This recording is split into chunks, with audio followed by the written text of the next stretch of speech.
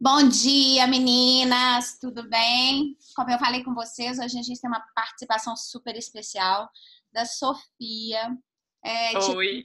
um pouquinho das nossas dúvidas, que eu sei que vocês falam muito isso no grupo com relação à dieta cetogênica, para quem, como fazer, como é que é. Só lembrando, a Sofia não pode fazer orientação, plano, mas nosso objetivo aqui é levar um pouquinho de informação, né? Te tirar um pouquinho do senso comum, te dar um norte claro, porque hoje a gente lê tanta coisa e às vezes algumas coisas que são meio bizarras, que fogem aí da essência do que é uma dieta cetogênica. Então, o objetivo é um papo reto, uma coisa bem prática, bem direta, dentro daquelas perguntas e dentro da filosofia do que é de fato a cetogênica, tirar algumas dúvidas, tá bom?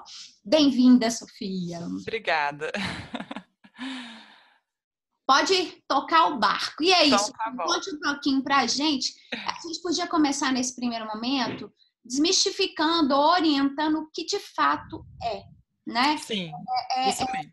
e depois a gente pode dar um passinho para quem de senso comum poderia. Eu sei que isso, claro, a orientação Uhum. faz todo sentido, mas, por exemplo, eu tô lá na biboca da parafuseta e queria experimentar um pouquinho disso. Como é que ela chega nisso? Sim, eu vou falar um pouquinho sobre o conceito da cetogênica, né? Tirar algumas dúvidas que você me mandou. Então, no final, aquelas 5 perguntinhas eu vou responder. Vai ficar bem claro, vai ficar bem bacana. Então, eu vou para o primeiro slide. Deixa eu só pegar minha filha que está aqui pedindo colo. Bom, vamos lá. A primeira confusão é o que é dieta cetogênica, né? Porque as pessoas olham dieta cetogênica, relacionam com a low carb e ficam com dificuldade em saber a diferença. Né? Correto. Toda dieta cetogênica ela vai ser low carb porque ela vai ser baixa em carboidrato, mas a diferença é que na cetogênica existe uma produção de corpos cetônicos. Ok. Tá? A gente produz corpos cetônicos quando a glicose circulante no nosso sangue fica baixinha e aí o corpo sente necessidade de suprir os corpos cetônicos como fonte energética também.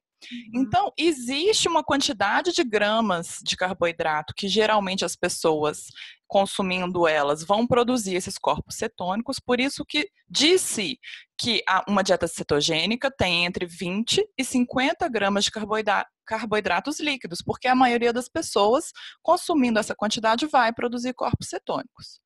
Porém, se ela consumir 55 gramas ou 60 gramas e ela produzir uma quantidade boa de corpos cetônicos, ela vai estar fazendo uma dieta cetogênica da mesma forma, né? E pode ter pessoas que só vão atingir isso consumindo 20 gramas. Então, é bem individual, tá? Mas Posso o fazer já conceito uma é esse. pergunta? Por isso, Claro. que quando a gente compra aquelas fitinhas, você pode oscilar um pouquinho naquilo, dependendo dessa quantidade, dependendo da pessoa. É isso, Sofia? Sim, existe uma fitinha que a gente faz o xixi e analisa a quantidade de corpos cetônicos na urina, né? Ele não é tão fidedigno porque varia muito da hidratação da pessoa. Então, a Ah, concentração de corpos cetônicos ali pode variar de acordo com essa hidratação. O exame mais correto para identificar que aquela pessoa está em estado de cetose é o de sangue, correto. né? Uhum. Mas não deixa de ser um norte para quem está Sim, começando. com certeza, é um nó. Vamos pensar assim, a pessoa ainda não foi no nutricionista. Uhum, A gente sabe que para comer comida de verdade, no primeiro momento não precisa, ele pode ir limpando, é aquilo que a gente fala tanto no nosso Instagram. Ela vai uhum. limpando os industrializados, vai limpando, e depois ela vai sentindo a necessidade de entender melhor do que é esse universo embaixo da comida de Uhum. verdade. Então, Uhum. assim, eu percebo no grupo que algumas meninas têm a fitinha, né? E essa fitinha pode oscilar, então, em razões de hidratação, de alguma coisa Isso. do dia, mas Momento do dia que coletou. Isso. E assim, meu questionamento é até que ponto que é tão necessário ter ali na fitinha mostrando que realmente está havendo a produção de corpos cetônicos, né? Porque eu vou falar aqui mais para frente quando que a dieta cetogênica é usada como tratamento, né? Ela é usada como tratamento para epilepsia. Então, pessoas que têm epilepsia e que têm dificuldade de controlar com medicação, geralmente conseguem isso com a dieta, né? O cérebro, ele usa os corpos cetônicos como fonte de energia, e isso acaba sendo um tratamento, né? E também em casos de hiperglicemia, resistência à insulina, e doenças relacionadas a isso, né, como pré-diabetes, diabetes, síndrome de ovário policístico, obesidade, steatose hepática, hipertensão, síndrome metabólica, podem se beneficiar de uma dieta cetogênica, mas não é obrigatório. Não é a dieta cetogênica não é a única solução para todos esses problemas. É uma boa solução. Né? Mas aí, independentemente da pessoa estar exatamente em estado de cetose ou não, só de ela estar consumindo poucos carboidratos, ela já consegue ter um bom controle dessas doenças. Uhum. Anotando aqui algumas dúvidas para o final. Tá. E eu coloquei aqui nesse primeiro slide também uma observação importantíssima. Se a pessoa é diabética, seja tipo 1 ou tipo 2, ela precisa fazer a cetogênica com acompanhamento de nutricionista e do médico, né, do endocrinologista que acompanha. Porque existe o risco de cetoacidose, que é quando acumula os corpos cetônicos porque a glicose está elevada. E isso só acontece em diabéticos, que têm a dificuldade em controlar a glicose circulante e podem estar em estado de cetose. Então, pessoas que não têm diabetes não têm esse risco. Então, é importantíssimo que os diabéticos só façam mudanças alimentares com orientação do nutricionista e do médico. Tá? Então, alguns cuidados, né? É muito comum no início acontecer um mal-estar, uma tontura, uma fraqueza, e isso ocorre devido à perda inicial de água, de sódio, de potássio, de magnésio. Então, como que a gente consegue prevenir isso? Ingerindo bastante líquido, consumindo bastante vegetais, né? Em alguns casos, pode ser conveniente uma suplementação de magnésio, que o nutricionista pode prescrever ou o médico. Tá? Então, evita esse mal-estar inicial. Mas é bem no início. Depois que o corpo se adapta, ele se reequilibra e isso passa. Então, é muito importante se hidratar. Às vezes é necessário colocar um pouquinho mais de sal nos alimentos, né? Para evitar esse mal-estar.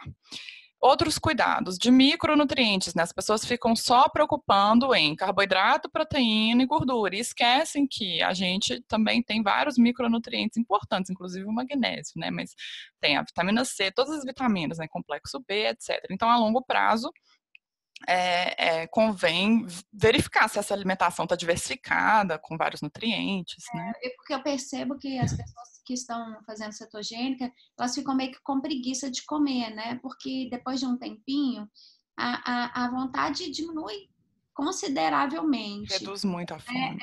E aí, assim, outro dia teve até uma menina muito querida no grupo falar comida de preguiçoso, né? Praticamente uma proteína, um verdinho, um tomate. Eu falo, gata, cadê os legumes? Cadê os vegetais? Até para o seu intestino, ele precisa de volume. Então, assim, isso aconteceu também comigo, viu, Sofia? É um erro até comum para quem está aí no senso comum. A gente realmente perde muita vontade de comer, impressionante. É verdade. E aí eu incluí também um cuidado especial com a atividade física, porque devido a essa perda inicial de água e minerais, pode realmente sentir essa fraqueza. E a atividade aeróbica acaba sendo um pouco mais penosa. Então, assim, não precisa deixar de fazer nenhuma atividade, mas pegar mais leve, principalmente no aeróbico, né? Demora quanto tempo esse primeiro, assim? Claro que varia de Varia, mas 2 semanas, 2, 3 semanas. Até mais, olha, não sabia que era tanto. Pode ser até 2, 3 semanas, né? Até o corpo ter essa flexão, né? E esse também é um problema, né, Sofia? Você vê muito isso? Uma pessoa que já vai de industrializado para uma cetogênica logo de cara? Quando é assim, o tempo de adaptação pode ser maior e a chance de ter mal-estar é maior. Então, se é progressivo, às vezes a pessoa nem sente nada. Correto, ok. Né?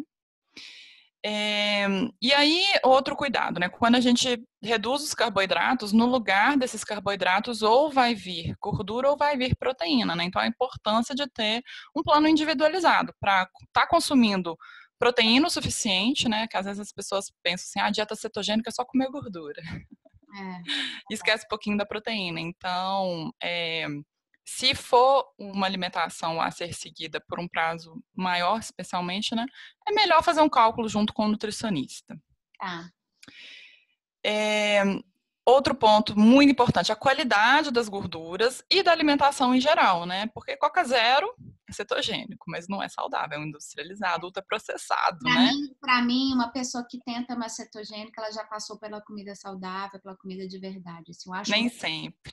Eu sei, mas eu acho muito bizarro isso, sabe? Sim. É uma pessoa que eu conheço ou que me procura e fala, eu tô fazendo jejum intermitente. Não é o caso aqui hoje do tema, eu tô fazendo jejum intermitente. Oi? Né? Tava numa Carbolândia no dia anterior. Eu acho bizarro, mas eu sei que tem. É uma pena, né? Você vai limpando e na verdade, o objetivo é sempre comer comida boa, né? Que no corpo. E é diferente você fazer uma cetogênica com muita gordura saturada ou muita gordura animal e uma cetogênica com mais gorduras vegetais monoinsaturadas, do azeite, do abacate, das castanhas, né? Então, com o nutricionista, a gente consegue avaliar a necessidade ou não de fazer uma cetogênica mais mediterrânea ou menos mediterrânea, né? Outra questão é o cortisol. Quando a gente está sob estresse, quando a gente dorme pouco, quando a gente está estressado, quando a gente não come calorias o suficiente, o cortisol aumenta. E o cortisol alto dificulta o emagrecimento. Ele deixa a gente mais resistente à insulina. Então, é importante que a pessoa esteja se sentindo bem, né? E querendo fazer cetogênica. Eu vejo que às vezes as pessoas se impõem isso, né?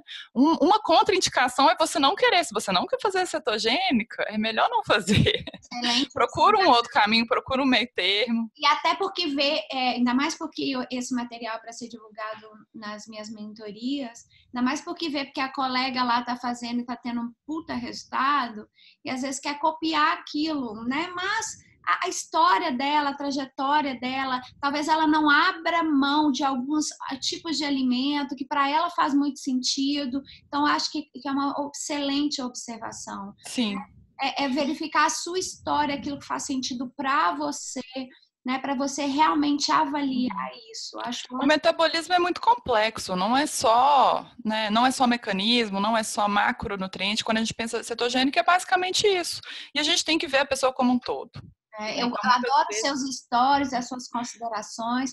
Acho que é por isso que eu te fiz o convite, não só para vir dar uma aula para a gente, mas para ser também minha parceira, porque a individualidade não é só matemática, tem uma série de coisas envolvidas, né? E tem que ser levados em consideração, porque o nível de estresse, de ansiedade diante daquilo fica muito alto, ainda mais para uma pessoa que tem uma história já de sobrepeso, de várias tentativas frustradas, porque era sempre assim atrás de pílulas mágicas, o buraquinho é um pouco mais embaixo, a gente tem um pouco mais de generosidade com a história, com a individualidade. Acho um ótimo ponto você ter colocado isso. Eu acho que a gente não pode colocar estudos científicos, mesmo de alta qualidade, na frente do autoconhecimento. Se você se conhece, você percebeu que tal coisa deu certo e tal coisa está errado, pode vir 500 mil estudos, né? Aquele estudo não era você ali. Né? Então, a gente tem que ter esse olhar de se conhecer, o autoconhecimento. Né? Ele vai sempre à frente de qualquer... Talvez não seja o momento agora, né? Talvez se você trilhar em outro momento, exatamente. Low carb, eu acho que já isso chega na sua hora, se é que isso faz sentido futuramente para você. Sim. E os outros dois pontos que eu pus aqui para ter cuidados, né? A gente já até começou a falar, que é a questão que a pessoa começa a cetogênica, a fome baixa muito, e ela acaba fazendo o jejum. E o consumo calórico fica muito baixo, né? Então, o consumo calórico baixo vai acabar aumentando o cortisol também. Então, tem que avaliar. A pessoa acha assim, cetogênica, eu vou comer o mínimo possível, né? 0 carboidrato e o mínimo possível de tudo, já que eu tô sem fome mesmo. Uhum. E isso pode ter consequências ruins, né? O corpo pode acabar diminuindo muito o metabolismo basal. Então, tem que estar monitorando esse consumo calórico. E, por fim, nós mulheres, nós temos uma particularidade que os homens não têm. Ao longo do mês, a gente tem hormônios diferentes circulando. Oh. E isso gera necessidades diferentes também, né? Tem um período do mês que a gente fica um pouco mais resistente à insulina, outro período que a gente fica mais sensível. Então, com o nutricionista, a gente consegue ciclar isso ao longo do mês. Depois da ovulação, né, depois do 14º dia, a gente pode, às vezes, ser um pouco mais restrita com a dieta cetogênica, e quando vem a menstruação, incluir um pouquinho mais de carboidrato, Não sabia dessa observação. para a gente ficar mais tranquilo, isso. Eu tenho lido muito sobre isso, especialmente com a aula que eu tive na minha pós-graduação com a Janaína, que é uma endócrina aqui de Belo Horizonte, e tenho aprendido muito, e achei bem interessante. Então, às vezes, a gente começa num período do mês que não é o melhor dia para começar, né? E já acha que aquilo não é para ela, né? Isso, Ótimo, eu não sabia desse detalhe, incrível, Sofia. Pois é, eu também não, A gente sempre aprendi um pouco. a gente sempre está aprendendo, isso é Sim, demais. sim. E aí, você quer comentar alguma coisa aqui ou eu já posso Não, passar para... podemos. Tá. Eu anotei algumas dúvidas aqui. Aham. Você chegou a me mandar essas dúvidas aqui, então vamos lá. Primeira pergunta: existe quantidade mínima e máxima de gordura a se ingerir em uma refeição? Não, não tem em uma refeição, assim, não tem um valor que eu posso dar genericamente. Tem que ser uma avaliação individual para ver as necessidades daquele indivíduo e vai ser calculada as necessidades diárias, né? E aí, conforme a rotina, o treino, a distribuição de gordura, proteína e carboidrato vai ser feita para aquela pessoa, né? Tem período mínimo e máximo indicado para fazer cetogênica? Não. Período mínimo, bom, existe um período mínimo para a pessoa entrar em estado de cetose, mas não é um período mínimo geral para todo mundo. Cada um vai ter esse tempo. E tempo máximo, também não, desde que a saúde dessa pessoa seja monitorada, né? Todos os micronutrientes, que ela não esteja deficiente em nada, né? Não tem nada assim, o carboidrato que no carboidrato que obrigue a pessoa a sair da cetogênica, né? Eu posso já aproveitar e tirar uma dúvida com relação a isso. Sim. Eu tenho uma cliente que ela ama esse estado de cetose. Né? Ah. Dá muito ânimo, dá muita disposição. E associado a isso, ela traz o jejum intermitente. Né? E é aquela pessoa que ama comer um prato de pedreiro. Ela gosta ainda, a gente ainda não consigo desconstruir isso do prato cheio, sabe? Ela ainda tem essa necessidade, é um passo de cada vez. E aí, o que acontece? Normalmente, ela faz 1 ou 2 refeições no dia, né? De boa comida, de boa qualidade. Isso a longo prazo, comer uma vez, associar isso, pode interferir na questão do metabolismo, igual você falou. Eu tenho refletido muito sobre isso. Até que ponto que para ela seja interessante trazer as duas coisas, né, juntas e sistematicamente. Ela já ficou em cetose por 90 dias. Ela realmente tem uma facilidade. E tem outras pessoas no grupo também que têm essa facilidade em ficar em cetose. Eu já atendi uma paciente que tinha uma situação um pouco parecida. O meu vizinho do andar de cima está em obra, espero que... Aqui também tá tudo certo. Porque começou agora a barulhada. A questão é que, muitas vezes, em 2 refeições, a gente não consegue colocar todos os nutrientes que a gente precisa, né? Então, nesse caso, eu realmente utilizo um software de nutrição, jogo lá bem de perto o que ela está consumindo, para ver se está suprindo as necessidades, né? Junto com sinais e sintomas e exames de sangue. Então, é muito individual, porque cada pessoa tem uma absorção, uma necessidade. Treino também, ela treina, então pode estar aí, tem que ser levado em consideração. Mas eu realmente, assim, especialmente as pessoas que têm essa vários gatilhos, entram em loop de açúcar e que elas já se rotulam compulsivas, né? Elas se sentem muito libertas quando fazem a cetogênica e associam o jejum. Tipo, eu não quero largar isso nunca mais. Né? Elas ainda não conseguem visualizar uma vida onde consegue sim comer com fome real até a saciedade. Fome real, a saciedade. Então, Tem que ver até que ponto a pessoa saiu de um distúrbio alimentar e criou outro, né? eu tenho refletido. Então, em muitos casos, eu recomendo uma visita ao psicólogo, dependendo, né? Porque na vida social, né, festinha e tal, a gente acaba. É difícil você manter uma cetose 365 dias no ano, né? Eu já vi uma pessoa em 90 dias. Uhum. Me medindo na fitinha, que pode ter um desvio, mas não deixa de ser uma cetogênica, né? Pode ter um desvio de fato. Sim. Então tem que ver até que ponto que isso está sendo realmente saudável para a pessoa. Se está sendo fisicamente saudável, mentalmente saudável, ok. Né? Só precisa ser acompanhado por profissionais. Combinado. Tá certo? Posso ir para a próxima perguntinha? Já até respondeu essa. Cetogênico é indicado para quem quer ganhar massa magra. Bom, vou responder da seguinte forma: é possível ganhar massa magra em cetogênica, desde que a pessoa treine, que ela consuma mais calorias do que ela gaste e que ela durma bem. Então, a cetogênica não é contra... O treino tem que ser de força, né? De força. De intensidade, aquela coisa assim de ficar um pouco dolorida, até para ganhar massa. Independentemente da dieta ser cetogênica ou não ser cetogênica, para ter ganho de massa magra, o treino tem que estar pesado, de força, né? Então, a pessoa vai ganhar massa magra se ela estiver fazendo uma dieta cetogênica, comendo mais do que ela gasta e comendo proteínas o suficiente, né? E treinando pesado e dormindo bem. Porém, classicamente na nutrição esportiva, né, utiliza-se muito o carboidrato para ganho de massa magra e também é eficiente. Tem que entender por que essa pessoa tem o objetivo de ganhar massa magra e optou pela estratégia cetogênica. Né? Quais são os motivos? Mas é possível, é possível.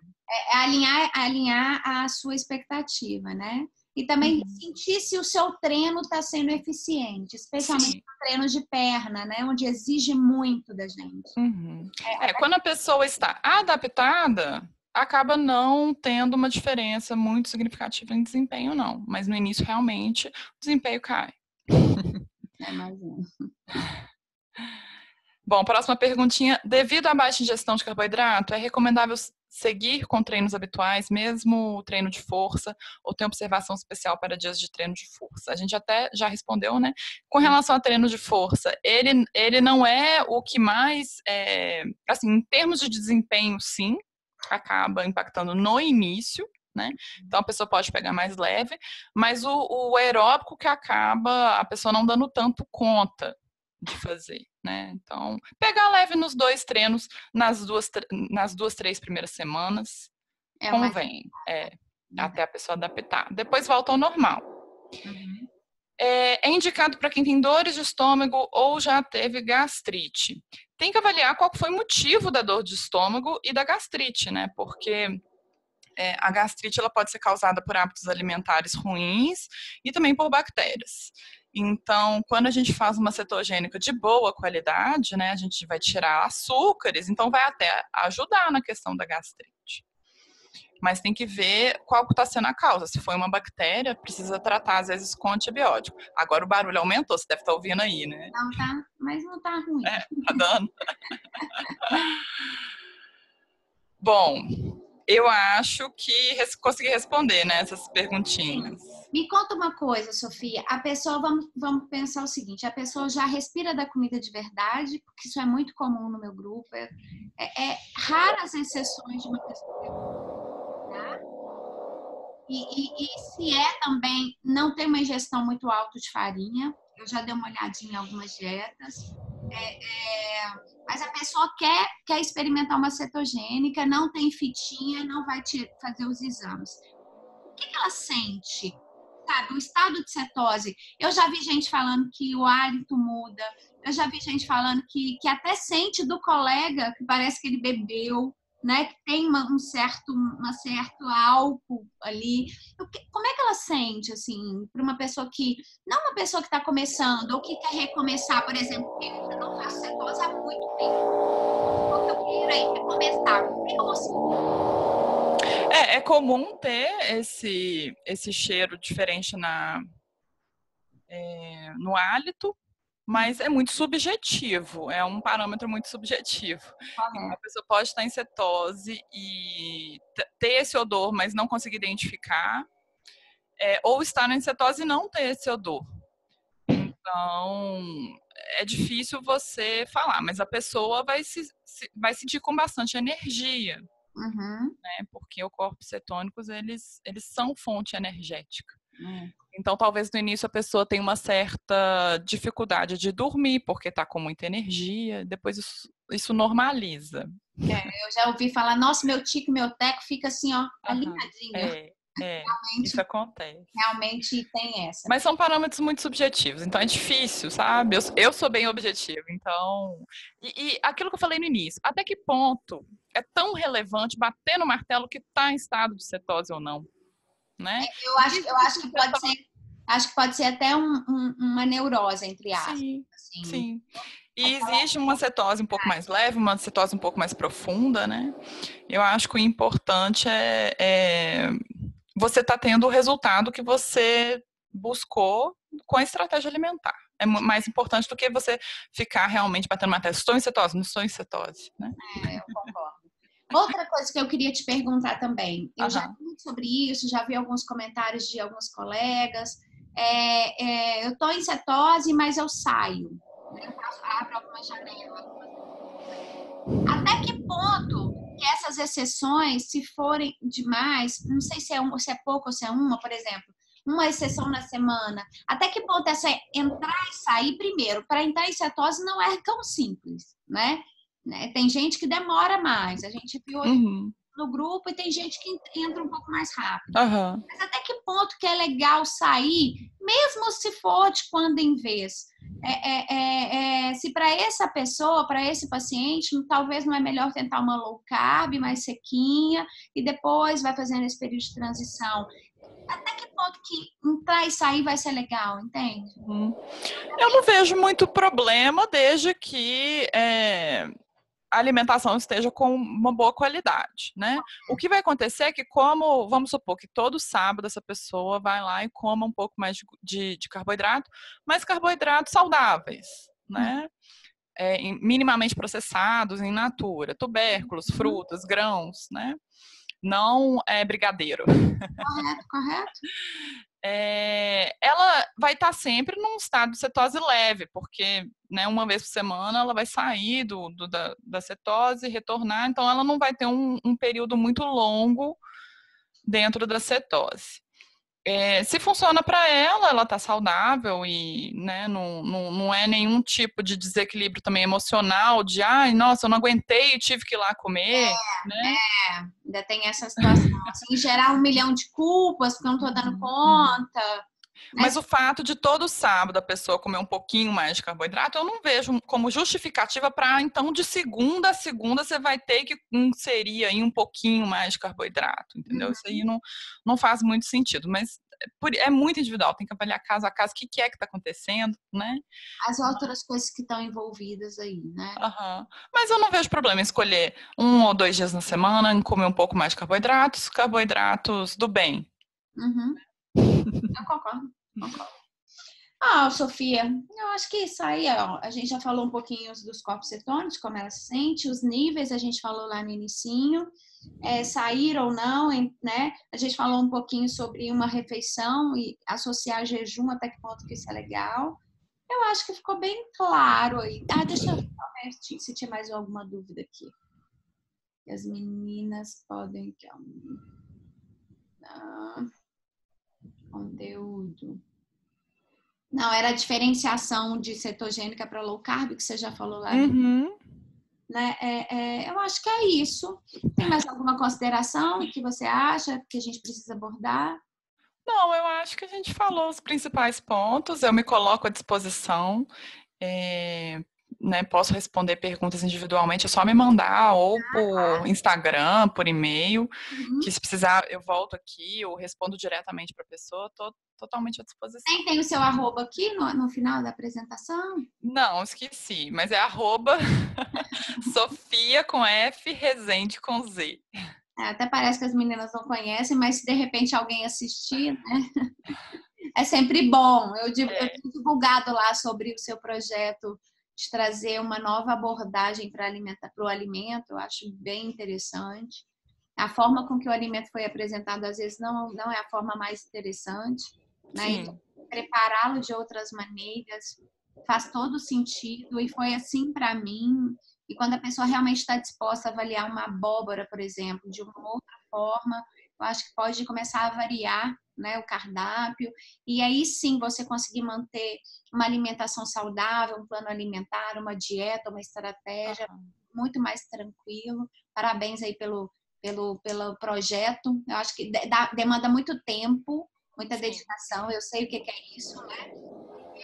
Viver uma vida num profissional e, paralelo, ter que alimentar isso no Instagram demanda muito. Deixa de ser um cartão de visita, óbvio, mas existe uma obrigatoriedade, ainda mais porque são 52, né? Vão ser 52 semanas? Vão. Comecei na primeira semana do ano, vou até o fim do ano. É uma forma de retribuir também todos os benefícios que eu tenho de estar na internet, né? Que realmente é um cartão de visitas. Sim. Então é uma forma de me doar também, exige, mas está sendo muito gostoso compartilhar. E esse projeto, ele é para todas as pessoas, todas as né, criança, adulto, idoso, pessoa que come carne, pessoa que não come carne, enfim, né? São alimentos fora da caixa. Então, tem alimentos que são baixos em carboidrato, vão ter alimentos que não são baixos em carboidrato. A ideia é incluir alimentos de verdade e não ficar, né, excluindo, que eu acho que às vezes a gente perde um pouco a mão, né? Fica assim, tipo, vamos te cortar isso, cortar aquilo e tal. Eu quero incluir. Ontem eu fiz a abóbora, que virou minha queridinha tostada na manteiga. Eu falei, meu Deus, eu excluí isso tantas vezes da minha vida, né? Você falou do tomate também? Não, tomate nem se fala. Eu não comia nada, né? As meninas já sabem, eu não vou passar vergonha. As meninas já sabem. Sofia, para a gente finalizar, fale um pouquinho do seu trabalho, como é que é conduzido, para quem realmente quiser uma nutricionista assim com a base muito de comida de verdade. Conta um pouquinho para a gente, para as meninas te conhecerem. O maior público que eu atendo é emagrecimento, né, e qualidade de vida. Então, em casos de doenças crônicas, síndrome metabólica, obesidade, pré-diabetes, diabetes, hipertensão, esteatose, eu gosto muito desse público. E meus planos alimentares são todos com base em comida de verdade. E na consulta eu também avalio se precisa suplementar algum tipo de vitamina ou mineral, de acordo com os hábitos alimentares da pessoa e das queixas, né? Então, às vezes, precisa suplementar vitamina B12, vitamina D, outras vitaminas do complexo B, minerais, né? Então, eu faço essa avaliação. Faço a avaliação física para ver como é que está a composição, né? Eu uso adipômetro, uso balança de bioimpedância também, eu tenho os dois métodos. E eu combino com essa pessoa na hora como que vai ser o plano alimentar. Muitas vezes ela já sai da consulta com um rascunho, depois eu reviso, ponho várias observações nas refeições, mas dependendo do caso eu peço para entregar em no máximo 2 dias. Tem alguns planos que são um pouquinho mais calculados, e aí nesse caso eu peço esse prazo. Mas muitas vezes eu entrego na hora mesmo. De qualquer forma, na hora eu combino, porque o que eu não quero é mandar um plano alimentar que tenha lá um alimento que a pessoa não gosta, ou num horário muito louco, né? Eu sempre converso com a pessoa na hora. Dela, né? Isso. E aí o primeiro retorno é sempre de 15 a 20 dias, porque esse primeiro contato, né, a pessoa vai mudar muita coisa, então pode ter coisa que não deu certo, coisa que deu certo, e aí é bom que a gente confirma se a gente está no caminho certo, eu repito a avaliação física, e a partir de então, os retornos seguintes podem ser ou mensais, ou a cada 2 meses, depende do caso, né? E a pessoa tem meu contato do WhatsApp direto, eu dou sempre esse suporte, eu fico muito próximo do paciente. Isso Faz muita diferença. Sim. Ainda a gente tem um descontinho para as meninas, né? Tem sim. É só entrar em contato, falar direitinho que é avisar que é sua cliente. Claro.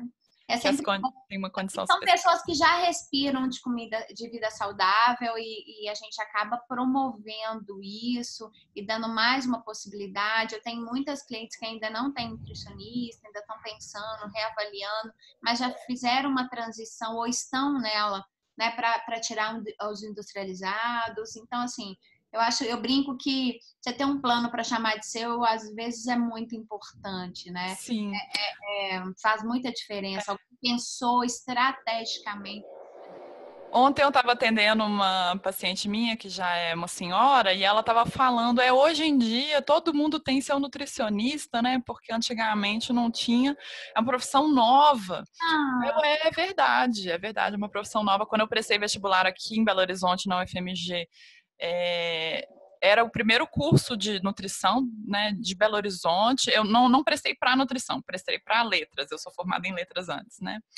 Mas é da minha geração, né, que veio o primeiro curso de nutrição aqui para a nossa cidade.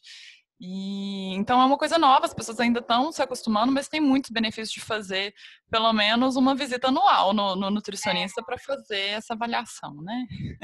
Eu brinco que eu já respiro de comida de verdade há um bom tempo, mas faz muito sentido de quando em vez procurar um nutricionista, porque e alinha com a sua expectativa, né? Se a sua expectativa é mais comer comida de verdade, você está dentro do peso, você não tem nenhuma comorbidade, está tudo bem, toca o barco.